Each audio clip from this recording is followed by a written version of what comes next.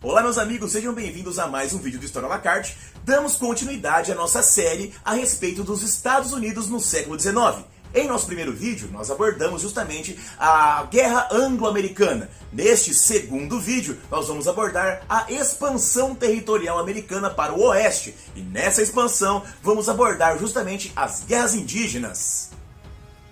Nessa imagem, nós podemos observar um pouco a quantidade de tribos, de eixos linguísticos e sociedades tribais que existiam no continente americano dessa forma.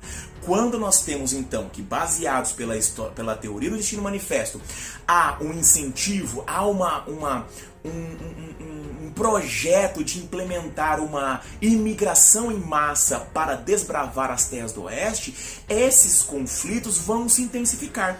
Esses conflitos, que já existiam desde 1778, serão chamados de guerras indígenas. Tiveram momentos em que eles foram mais intensos, mais amenos, mas o processo de guerras indígenas aconteceu desde 1778 até 1890.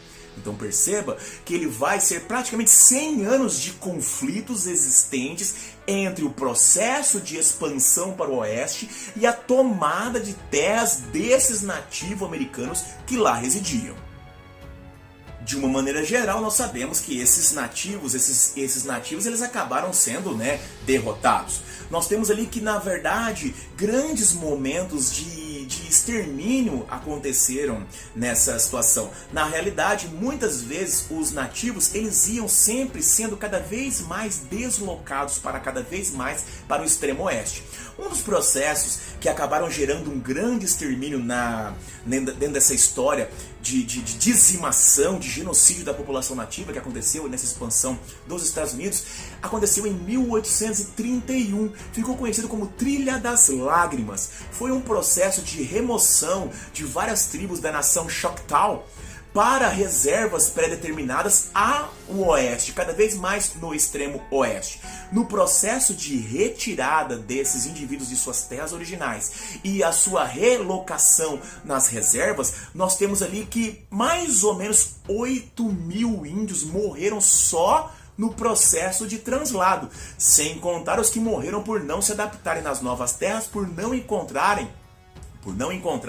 os meios de vida originais que eles possuíam antes. Dessa forma, esse processo ficou conhecido como Trilha das Lágrimas e marca já do início desses conflitos que nós temos entre os colonos, entre a expansão, entre os americanos e os indígenas. Esses que foram removidos, porque nem todas as tribos indígenas entravam realmente em conflito com os americanos, com o exército americano, com a cavalaria americana, mas muitos entraram em conflito. Estes povos norte-americanos, que na sua grande maioria eram povos seminômades, que tinham um território pré-estabelecido, que vagueavam dentro desse território praticando a caça, uma pequena lavoura, Muitos deles eram grandes guerreiros, eles eram famosos por serem pessoas muito corajosas e ter uma estrita ligação com a terra. No caso, a terra era sagrada para eles e muitas vezes entendida até como uma das maneiras de seu surgimento e seu nascimento.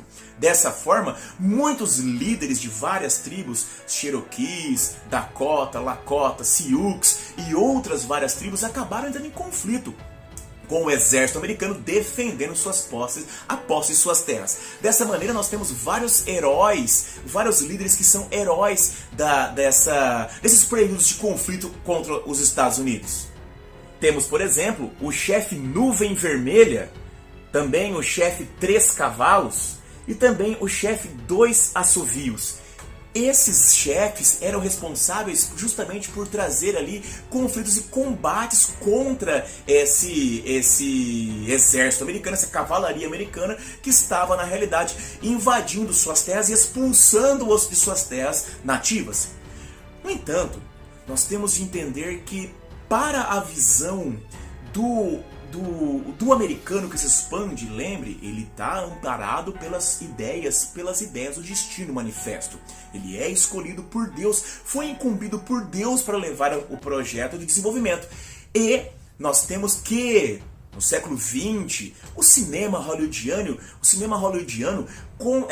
ele auxiliou ainda mais na construção dessa mitologia a respeito da ideia da fronteira, da construção do mito heróico. Nós temos que vários e vários filmes tratavam os indígenas como os cruéis, covardes, destruidores, e o heróico soldado da cavalaria americana sempre vinha para proteger o colono indefeso desse cruel, covarde, terrível nativo indígena. Nós temos ali vários filmes, por exemplo, observe essa imagem aí do filme Forte Apache, que no Brasil pode ser encontrado com a tradução de Sangue de Heróis. Nesse filme feito por John Wayne, um ícone da cultura americana, da construção desse mito heróico, muitos filmes com essa pegada construíram essa ideia de heroísmo da cavalaria contra o terrível, covarde e horrível indígena nativo americano. Mas esse mito não existia apenas lá com o cinema hollywoodiano. Esse mito começa a existir ainda durante o século XIX, ainda durante as batalhas e as guerras indígenas. Muito está relacionado com a chamada Batalha de Little Big Horn. A Batalha de Little Big Horn aconteceu em 1876 e envolve uma das figuras mais emblemáticas do exército, das figuras militares americanas, o general George Armstrong Custer. O General Custer, ele era uma figura um tanto quanto diferenciada, digamos assim. Ele possuía, segundo seus biógrafos, um desejo de fama, queria ficar famoso.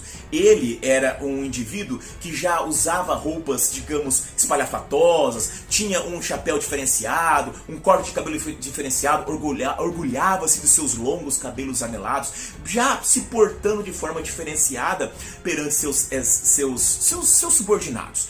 Além disso, ele era conhecido por ser muito arrogante e muito brutal. Durante os processos de guerra contra o México, acontecido lá no Texas, o General Custer já era famoso por utilizar técnicas extremamente brutais, destruir locais inteiros, não fazer distinção entre homens, mulheres, velhos e soldados. Ele chegava e destruía tudo. Mas esse comportamento brutal que ele possuía também acabou deixando ele relegado a um posto, digamos, de segundo escalão. Quando a guerra contra o México, pelo Texas, acaba, ele fica lá vigiando a fronteira contra os mexicanos. Por quê? Justamente por ser extremamente brutal, por ser extremamente violento.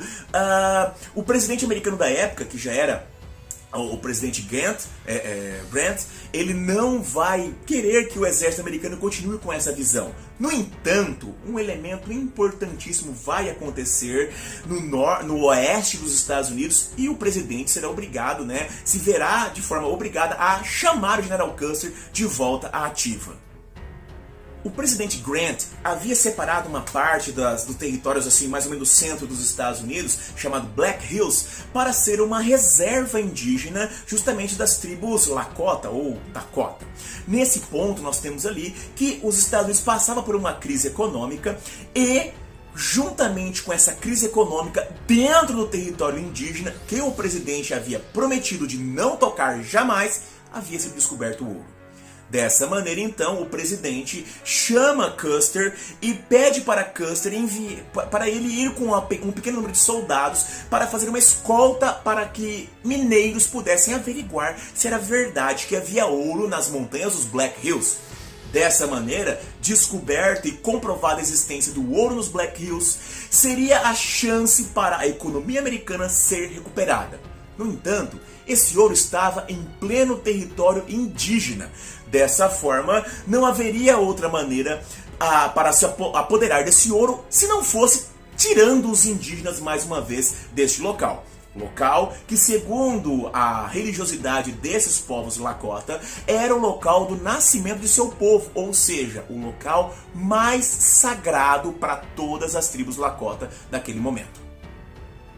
O presidente, então, ordena a todos os membros da tribo Lakota que saiam do local e que vão residir em uma outra reserva mais a oeste, em terras que eram ainda cada vez mais pobres, Nesse ponto, então, nem todos os indivíduos indígenas, nem todos os da tribos indígenas vão aceitar essa ordem.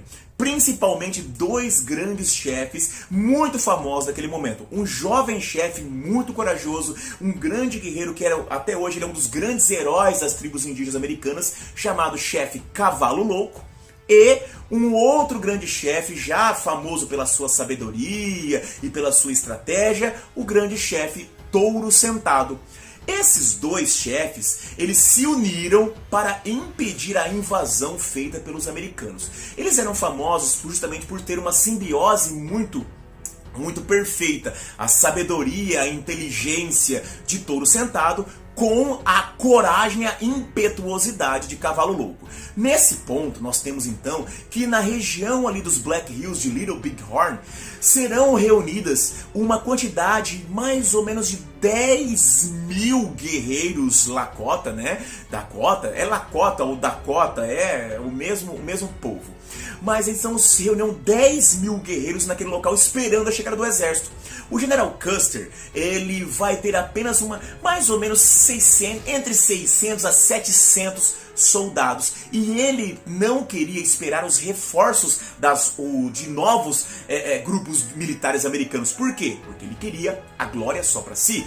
O General Custer via naquele momento que, se ele conseguisse derrotar Cavalo Louco, derrotar o Touro Sentado, ele poderia ser elevado a chefe do exército, quem sabe até poderia ficar famoso ao ponto de vencer uma eleição para presidente. Dessa maneira, graças a essa arrogância, esse desejo de fama e prestígio, o Custer, com menos de 700 soldados, vai enfrentar mais de 10 mil guerreiros indígenas. Não preciso nem dizer para vocês que ele vai ser exterminado. Não sobrou nenhum homem para contar a história desse momento. No entanto, os jornais americanos, os jornais estadunidenses noticiaram que o heróico general foi covardemente atacado pelos selvagens indígenas. Uma coisa interessante, pessoal, por que Cavalo Louco e Touro Sentado conseguiram reunir tantos guerreiros? Porque as ações do exército lideradas pelo general Custer no oeste matavam tribos inteiras. Ele estava empregando aquelas mesmas estratégias que ele havia usado na guerra contra o México. Ele chegava numa tribo, matava homens, velhos, mulheres, crianças, não ficava só nos guerreiros. Naquele momento isso não acontecia e os indígenas, por serem atacados dessa forma tão brutal, no desejo de vingança contra a cavalaria americana, se reuniram sob a liderança de Cavalo Louco e Touro Sentado. Então perceba que as próprias ações de Custer acabaram dando mais força aos inimigos dele, que o acabaram matando. Dessa maneira, então, nós temos que, ao noticiar que o general Custer foi covardemente assassinado, o povo americano, ele foi insuflado, né, por essas notícias e exigia alguma atitude do presidente dos Estados Unidos. Dessa maneira, então, o presidente dos Estados Unidos acaba autorizando o general Sherman a usar uma estratégia de guerra total contra esses indígenas para que eles fossem totalmente exterminados. Dessa maneira, nós vemos que qual é a estratégia utilizada pelo general Sherman? Privar as nações indígenas de seu principal alimento. Dessa forma, o general incentiva que caçadores, o próprio exército comece a destruir as manadas de búfalos americanos. O búfalo americano, o bisão, ele é um animal que era utilizado como base da alimentação desses povos aí, principalmente dos povos Lakota. Ao promover uma caçada predatória, nós temos ali que eles praticamente seriam extintos. Gente, o bisão, não confundir o búfalo americano bisão com o búfalo que tem aqui no Brasil, principalmente na Ilha de Marajó, né?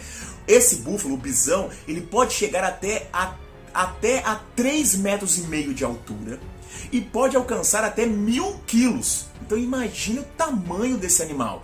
É a base de alimentação dos povos nativos, principalmente desses povos, e a caça predatória vai começar então a dizimar os rebanhos. Para você ter uma ideia, a população dos búfalos nesse momento quase foi extinta em toda a América do Norte. Vai chegar a uma população de apenas 2.000, a média de apenas 2.000 indivíduos. Dessa forma, privados da alimentação, esses povos vão acabar aceitando.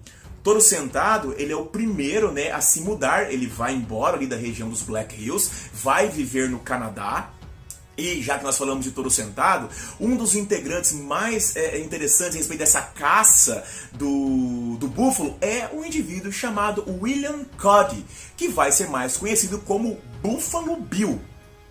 Buffalo Bill chegou a matar mais de 5.000 búfalos por ano. Então você veja que é uma caça realmente predatória. Buffalo Bill ficou muito famoso porque no século XX, no início do século XX, ele criou o chamado Show do Oeste Selvagem, que perambulava, era tipo um circo, que perambulava pelos Estados Unidos, mostrando como é que era a vida do interior dos Estados Unidos, como que era a vida nesse momento de caça aos búfalos, das guerras indígenas. E um dos integrantes que vai fazer parte do seu Show do Oeste Selvagem é justamente a figura de touro sentado já no fim da sua vida. Diferente de touro sentado, que foi embora para o Canadá, Cavalo Louco continuou ainda uma luta ali tentando defender os Black Hills. A única diferença é que com a saída de touro sentado, a quantidade de soldados que seguiam Cavalo Louco diminui muito. E a caça predatória, né? Dá uma olhada na quantidade de crânios de búfalo que a gente pode ver nessa imagem. Dessa maneira, então, a gente pode perceber o quanto que foi realmente terrível o embate da perda dessa carne desses animais para as nações indígenas. Nesse ponto, então, o próprio Cavalo Louco também vai acabar abandonando as suas armas, né? Nós temos, então, que em 1877, o próprio Cavalo Louco também vai se render perante o exército americano.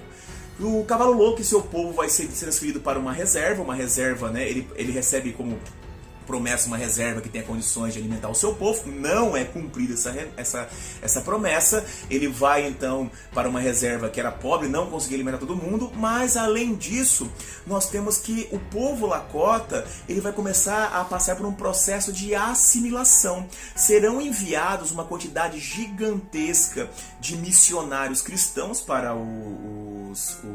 os assentamentos indígenas, e eles vão começar um processo de aculturação para que assimile esse indígena, para transformar esse indígena em um americano. Havia ali um ditado na época que dizia assim: mate o índio e salve o homem. Então, dentro desse processo de perda da identidade cultural, perda da maneira de vida, Cavalo Louco então começa a ficar inquieto. Dentro das autoridades americanas começa a surgir um medo de que ele possa suscitar uma revolta. Então, ele vai ser convidado para uma reunião perante o General Croc, né, que era para quem ele se rendeu, no forte. E ele vai ser convidado para essa reunião porque lá serão debatidos elementos da sua remoção para uma nova reserva, de acordo com as promessas feitas. Quando chega lá, ele percebe, ele é pego de surpresa porque não era uma reunião, era uma prisão. O Cavalo Louco vai ser preso e nós não temos informações precisas, mas o que nós sabemos é que ele vai acabar sendo assassinado. O Cavalo Louco será assassinado. Alguns vão dizer que foi assassinado durante uma tentativa de fuga, outros dirão que ele foi assassinado já no processo de prisão. Não temos informações. Mas Cavalo Louco, ele vai acabar passando para a história das tribos indígenas como um dos mais importantes heróis de todos os tempos das nações indígenas. Um herói tão importante que lá na região dos Black Hills, né, hoje em dia local de reserva indígena, está sendo construído um memorial, uma grande estátua gigantesca com mais de 100 metros de altura, onde nós temos uma montanha inteira que está sendo construída, esculpida com as feições de Cavalo Louco em batalha. Dessa maneira, então, está sendo esculpida porque vai demorar ainda anos para ficar pronta, mas dessa forma nós vemos ali o quanto que essa questão do Cavalo Louco virou um herói gigantesco mesmo nas questões das guerras indígenas. Nesse processo de expansão, nós já vemos aí que Cavalo Louco é o último grande chefe a lutar em prol de suas terras. Já vemos aqui em 1877, nós vemos então que já é o momento que as guerras indígenas já estão se finalizando, mas lembre-se, elas começaram lá em 1778 e nós temos ali que elas vão finalizar por completo somente em 1890, né? Nesse momento então nós temos que entender o seguinte: havia sempre conflitos acontecendo entre o colono branco e o nativo indígena. Aí, meu amigo, você deve estar pensando, meu Deus, mas se tinha guerra, né? Além de que não podemos esquecer que existem desertos na região dos Estados Unidos, desertos horríveis, né? Nós, quando pensamos em desertos, nós imaginamos sempre o deserto do Saara, que é o deserto arenoso, mas deserto como tem nos Estados Unidos, que é o deserto rochoso, também é dificílima a vida. Então, olha só, tinha deserto, tinha as guerras com os índios, tinha, né, essas dificuldades tão grandes. Como é que os Estados Unidos incentivava que os colonos, como é que eles incentivavam que os colonos fossem cada vez mais para o oeste? Por quê, meu amigo? Neste momento, não basta você dizer que é dono de um lugar. Você tem que ter pessoas lá colonizando, pessoas vivendo naquele local para assegurar a posse daquelas terras para você. Tanto é isso que, como falamos lá no início, naquele momento, as terras oficialmente que os Estados Unidos estavam se apossando eram terras pertencentes à Inglaterra, pertencentes à Espanha, pertencentes à França. Mas por que os Estados Unidos, relativamente fácil, conseguiu se apossar dessas terras? Porque não havia grandes contingentes nem de franceses, nem de espanhóis e nem de ingleses naquele local. Dessa maneira, para que os Estados Unidos se consolidassem como detentor das terras ao oeste, era necessário que pessoas vivessem lá. E como que eles fizeram essas pessoas irem viver lá? Essa facilidade de fazer com que as pessoas fossem para o oeste e dessa forma também ampliando os quesitos das guerras contra os índios, começou a acontecer a partir de 1848. A partir de 1848 até 1855 aconteceu a Corrida do Ouro. Foram descobertas jazidas de ouro na região da Califórnia. Dessa maneira, então, as pessoas partiam do leste para chegar no oeste, na Califórnia, e dessa maneira, quem sabe, se transformarem em ricos proprietários de minas de ouro. Porque no início, realmente a mineração de ouro nas costas oeste era fácil. O ouro não estava aprofundadamente no solo, então era fácil, minerava rapidinho ali, você cavava um buraco pequeno, conseguia encontrar o ouro. Claro que, com o passar do tempo, essa dificuldade vai aumentando, vai criando uma quantidade, uma dificuldade, uma maneira mais difícil de você obter o ouro, mas acontece uma febre do ouro. Nós temos então que milhares de colonos vão para a região da Califórnia. Dessa maneira, aumenta a quantidade de contingente populacional na região da Califórnia. Mas se aumenta a quantidade de população na Califórnia, também aumenta a necessidade de maior presença legal, aumenta a necessidade de maior presença do governo, que ainda não existia. Não são apenas as pessoas que vão para lá, mas empresas vão para lá. Por quê? Com o passar do tempo, a quantidade de ouro fica mais difícil. Mas as empresas, com um equipamento melhor, com uma coisa mais organizada, conseguem continuar a mineração. Então milhares e milhares de pessoas vão para lá. Além da questão da Corrida do Ouro, que incentivou a ida para o oeste, que incentivou a marcha para o oeste, nós tivemos que, a partir de 1862, foi aprovada a lei chamada Rundstead Act. O Rundstead Act possibilitava a um colono, por um preço irrisório, né, $10 na época, o preço irrisório, ele se transformasse em um proprietário de terras. Veja só, você, né, para atrair os colonos, porque lembre-se, nós não queremos qualquer colono aqui, nós queremos que o colono que venha para cá é o colono europeu, é o WASP. Dessa maneira, nós tivemos uma disseminação, uma popularização da propriedade de terras ao oeste. Por quê? Com a lei do Rundstead Act, nós tivemos ali que, por um preço irrisório de $10, você poderia se tornar um proprietário. Você comprava a terra ali, uma quantidade X de terra, por um preço bem baratinho, e a sua posse efetiva, a sua documentação efetiva de propriedade da terra, sairia para você depois de 3 anos de você ali vivendo e produzindo na terra. Atenção, não bastava você comprar e largar lá abandonado. Você tinha que viver lá ou pelo menos desenvolver o local. Por quê? O Rundstead Act era uma maneira de fazer um incentivo da população para o oeste. O incentivo da colonização para o oeste, mas também o incentivo do desenvolvimento do oeste. Nos moldes do desenvolvimento do norte dos Estados Unidos, né? Nós temos ali uma pequena propriedade, o estabelecimento de uma o estabelecimento de um comércio local. Dessa forma, nós temos justamente o nascimento de várias cidades, várias pequenas cidades na região oeste dos Estados Unidos. Essas pequenas cidades, surgidas na região oeste dos Estados Unidos, são incentivadas por essa posse de terra fácil, por essa questão do ouro, né? Então nós temos ali que essas cidades, elas vão ser grandes, a quantidade de cidades vai ser muito grande naquele local, né? Mas tem um problema, porque nós temos ali pessoas solitárias, há uma população um percentual de população de 90% masculino. Nós temos então que, da mesma forma que nós temos esse desenvolvimento, nós temos um local muito propício para prostituição, muita violência, né? E principalmente em algumas cidades, a cidade surgia antes da chegada efetiva da autoridade, da lei no caso. Então, como nós sabemos ali, né, muitas das tensões eram resolvidas ali entre os próprios indivíduos, por duelos e afins. Nós temos ali uma grande taxa de violência, porque muitas vezes o progresso, entre aspas, chegava antes da chegada da autoridade, dos juízes, delegados. Então nós temos esse problema. Por isso, no oeste dos Estados Unidos tem essa fama, né? Oeste selvagem, onde surgiram pessoas que construíram-se com as próprias mãos. É justamente no oeste dos Estados Unidos que constrói-se o mito do indivíduo americano, do sonho americano, das oportunidades americanas, que você constrói-se com as suas próprias mãos e você pode, do nada, virar uma pessoa milionária. Um ponto importantíssimo nessa construção, nessa chegada dos Estados Unidos, está justamente a questão das ferrovias. As ferrovias vão facilitar de uma maneira incomparável a chegada dos colonos no Oeste.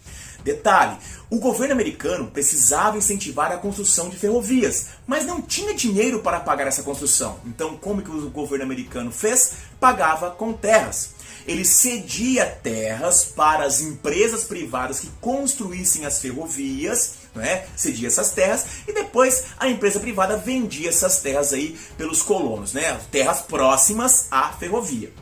Dessa maneira, vai surgir uma das grandes fraudes na construção dos Estados Unidos. Por quê?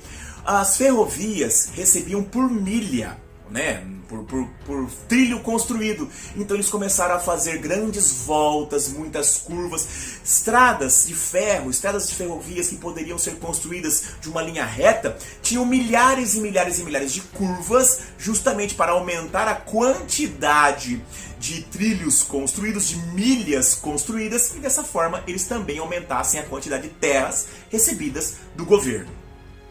Porém, em 1869, será finalizada a primeira ferrovia transcontinental dos Estados Unidos, que vai ser a Union Pacific Railroad. Essa ferrovia, que vai ser responsável pela unificação da costa leste e até a costa oeste, vai facilitar incomparavelmente a chegada de colonos. Por quê?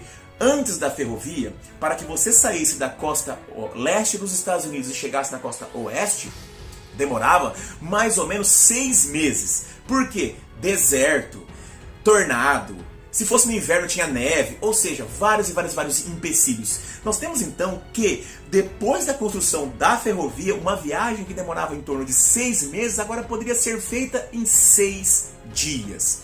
Dessa maneira, então, nós temos ali uma grande quantidade de investimentos sendo feita na construção de várias ferrovias para facilitar a chegada desse colono. E é justamente dessa forma que nós temos que os Estados Unidos deixou de ser apenas um pequeno país somente ali na costa leste, uma pequena nação ali formada tecnicamente apenas pelas 13 colônias, um pedacinho a mais, para se transformar num dos maiores países do mundo, saindo da costa leste e chegando até a costa oeste do continente americano. Uma coisa importante que não pode deixar de ser mencionada a respeito desse processo de expansão territorial americana do século XIX é que ele também faz parte de um processo não apenas de expansão territorial, mas também de um processo de expansão de importância política que os Estados Unidos se envolveu aí também no século XIX. Estamos falando justamente da doutrina Monroe. Temos de lembrar que os Estados Unidos, aí nessa questão da doutrina Monroe, ele está justamente tentando aumentar a sua importância política, sua importância econômica sobre todos os países da América. Julgamos propícia esta ocasião para afirmar que os continentes americanos, em virtude da condição livre e independente que adquiriram e conservam, não podem mais ser considerados como suscetíveis de colonização por nenhuma potência europeia. James Monroe, 2/12/1823. Por que os Estados Unidos assumem essa postura? Vamos lembrar que há pouco tempo atrás as guerras napoleônicas haviam se findado e que as nações europeias organizadas no Congresso de Viena, elas também formaram a assim chamada Santa Aliança, e que o processo, uma das coisas que defendia a Santa Aliança era a retomada de importância dos países europeus. A Santa Aliança defendia a ideia de destruir os processos de independência. E, nesse momento de destruição de processos de independência, retomada de valor das nações europeias na América, os Estados Unidos tinham medo de que uma recolonização ainda fosse possível. Lembra? 1823, ainda não temos aquela nação forte estabelecida nos Estados Unidos. Como nós vimos, esse processo de crescimento nacional só vai crescer depois, muito depois ali de 1820. Então, nesse momento ainda é necessário construir uma ideia de identidade nacional e para isso ampliar a importância e influência dos Estados Unidos, não apenas crescendo o território, mas ampliando a sua influência em outros territórios, em outros países também do continente americano. Por isso que os Estados Unidos criam essa ideia da doutrina Monroe, que pode ser resumida naquela ideia de a América para os americanos, mas tendo os próprios Estados Unidos como líder desse processo, banindo, expulsando, saindo da América toda a influência europeia. Por isso que os Estados Unidos sempre vão apoiar, sempre vão auxiliar e sempre vão reconhecer os movimentos de independência acontecidos aqui dentro do continente americano. Muito bem, amigos, finalizamos aqui o nosso segundo vídeo da série dos Estados Unidos do século XIX. Como vimos nesse vídeo, os Estados Unidos finalmente conseguiu domar o Oeste selvagem. Para isso, ele teve que, primeiramente, conquistar definitivamente as tribos indígenas, os índios selvagens. Dessa maneira, então, nós vimos que a expansão para o oeste foi uma verdadeira conquista, onde várias tribos foram dizimadas no processo. Claro que nós também percebemos que para incentivar a imigração das pessoas para o oeste, já que se não existissem pessoas vivendo naquelas terras continuavam não tendo dono, foi necessário um incentivo governamental. Esse incentivo governamental veio com o Homestead Act, justamente numa facilitação de distribuição de terras para os futuros imigrantes. Também vimos que esse processo também teve um auxílio da corrida do ouro, fazendo então com que cada vez mais os americanos saíssem do leste e fossem tomando conta das terras a oeste. Nesse processo, nós vimos então que estava inserido dentro daquilo que ficou conhecido como doutrina Monroe, onde os Estados Unidos, que agora era um país, se tornou um país de proporções finalmente continentais, precisava, além de proteger os seus interesses, proteger os seus territórios, precisava também ampliar a presença, ampliar a força, ampliar a sua política internacional, alcançando ali influência sobre todo o continente americano. Ainda vamos ver que esse processo, dentro do meio desse processo, aconteceu ainda a Guerra da Secessão. Mas a Guerra da Secessão, a Guerra Civil Americana, ela é um capítulo à parte da história. E por isso, nós vamos abordar a Guerra da Secessão especificamente no nosso terceiro vídeo da série. Meus amigos, se esse vídeo trouxe informações importantes para você, se esse vídeo te ajudou, não se esqueça, assine o canal, ative o sininho e ajude o História à la Carte a se tornar um canal que pode ajudar não apenas você, mas muito mais pessoas por aí. Um grande abraço, vida longa e próspera e até a próxima. Tchau, tchau, pessoal!